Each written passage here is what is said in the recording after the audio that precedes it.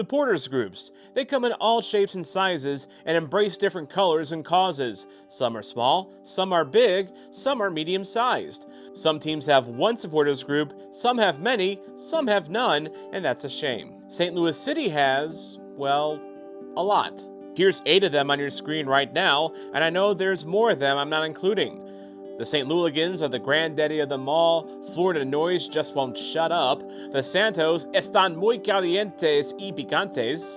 The Punks are the nicest people ever. The Riot Girls are super chill. No Nap City Ultras just want some damn sleep. City Refs are literally just 2 dudes who dress up in ref uniforms. And No Goal Patrol celebrates all things Roman Berkey because they have excellent taste.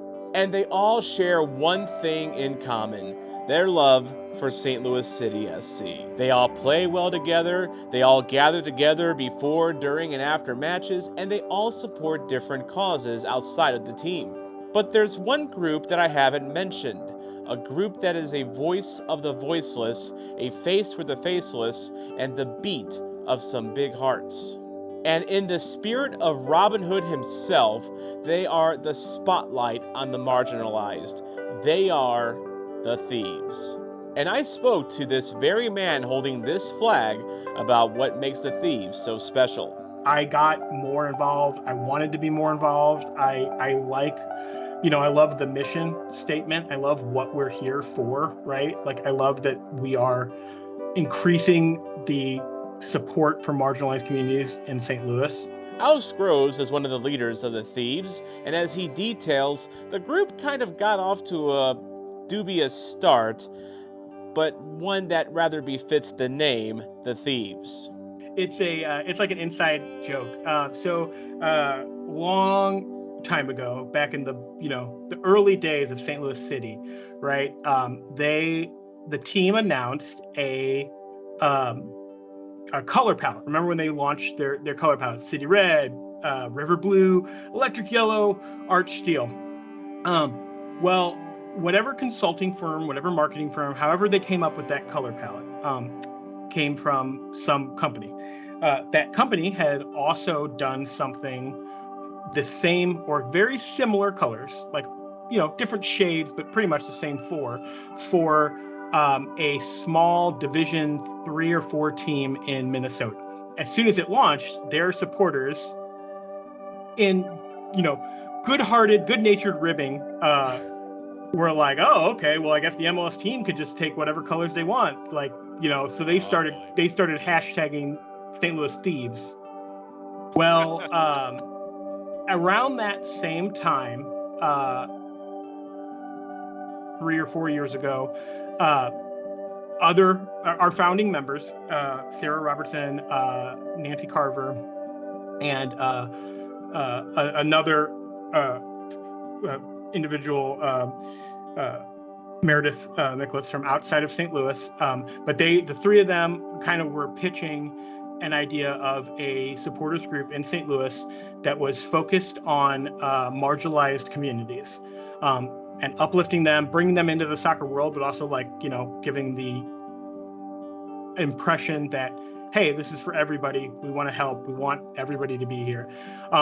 And the original plan was that they were going to be a offshoot of the Plastics. I don't know if you know about the Plastics, but the Plastics is a female-led, female and femme-facing supporters group for nationally. There's different chapters in different cities, but they're fairly big. So Thieves were originally going to be that. Didn't have a name at this point.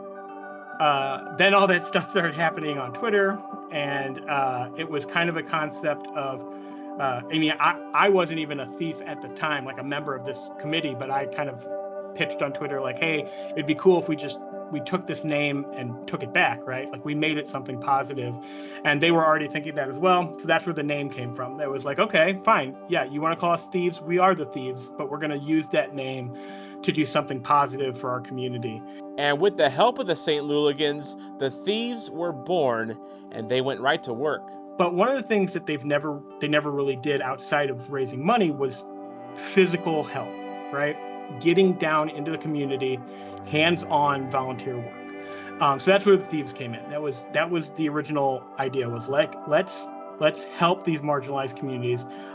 Let's start with, the unhoused population in St. Louis, LGBTQ plus organizations and stuff like that. So that was the genesis of the idea of the group, and it just grew from there. And that work has paid dividends already. They've already been able to help dozens upon dozens of unhoused in our community through a pair of donation drives that are held every year.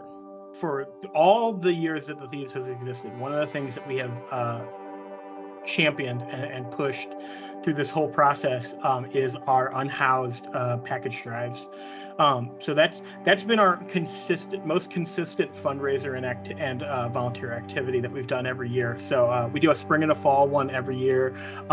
We set up an Amazon wish list, and spread the news, get people to donate their these items that really help individuals who are experiencing homelessness, the unhoused population, things that they need just to, that you don't think that people don't think about, like, even things as little as like a poncho or, a sleeping bag or a blanket, right? Like, especially the winter drive, it's, as many blankets, hand warmers, things that we can do, because, we can help, we can direct them to area shelters that we work with, like Gateway 180 is one that we've done a lot of connections with. But sometimes people just, for whatever reason, right, their own choices, they can't get there. So how we can help them stay warm, stay safe, stay healthy, that's usually what we do. So yeah, we do a collection, we package all of the items into bags and things that we can do. We get together. That's the volunteer aspect of our fundraising. We get people to come to, usually Schlafly, and we do a package drive, and then we go and hand them out. But this past winter, the handout drive hit a snag. Bad weather actually canceled the planned handout days. But through the hard work of the Thieves over the years, they were able to find a way to get those much needed supplies into the hands of the unhoused. Luckily, in this time period, like I said, we've made connections with a lot of great shelters. So we got them to people who could use them. But yeah, we'll have another drive coming up in a couple months. And their mission goes beyond the unhoused and the LGBTQ community. Remember, this is a group that is united by a love of soccer and St. Louis City SC. Their mission also extends to the fans. And that involves also, cheering on St. Louis City and making sure that people who might not feel welcome in soccer are.